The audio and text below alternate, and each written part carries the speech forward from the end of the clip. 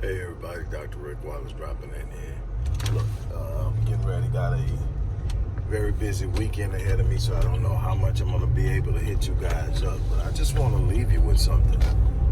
Man, as much as we may be feeling that we're getting progress, nothing has actually been etched in stone. There's been a lot of apologizing and a lot of promises. We haven't gotten any deliverables yet. Second of all, we've got to get out of our feelings. Look, I know you hate this dude, Trump. He makes it easy to hate him. But you can't let the hate for someone else drive you towards someone else that might actually be more dangerous than the person you hate. And you know who I'm talking about. No matter how much I sit up and I produce evidence, I've literally chronicled this man's career over the last 40 years as a politician in Washington, D.C. and the damage he's done. He was doing damage way before the 94 crime bill. I know that's what everybody wants to harp on, but I took him back. I've taken people back through the 80s and through the 70s, and his fight against busing and other educational mechanisms that people were pushing to give blacks equal footing in the academic process. He fought tooth and nail. He sided heavily on the conservative side of things multiple times and became known as the Democrat that was more conservative than Republicans. And so my thing is, we've been trained that if it's Democrat, it's right. If it's Republican and wrong, it's wrong. And then we've got Donald Trump that actually, says and does things that makes it easy for a person not to like him.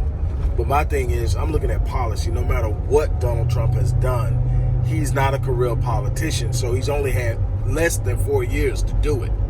We're talking about 40 years of consistently screwing black people. And I'm not a fan of Trump. I'm not voting for Trump. I'm not endorsing or backing Trump. This is not what this is about.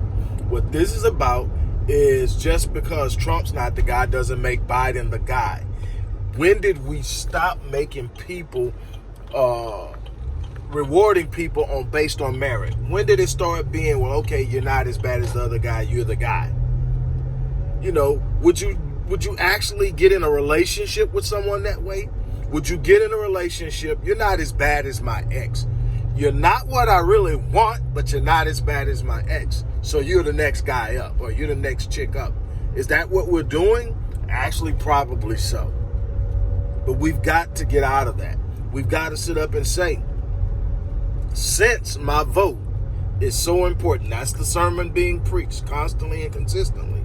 Well, since my vote is so important, then I'm going to spend it on someone who's deserving of it and nothing less. If there's no one deserving of it, then my vote stays in my pocket like my money. I don't go out and spend my money on the better of the two not worthies or not want. Something I don't want, but one thing is a little better than the other thing, so I'm going to go ahead and buy it because I've got to buy it because I have this money. No, I'm going to spend it on something that's worthy of what I'm spending. Nothing less. We've got to get out of that. On that note, I'm out of here. I'm done.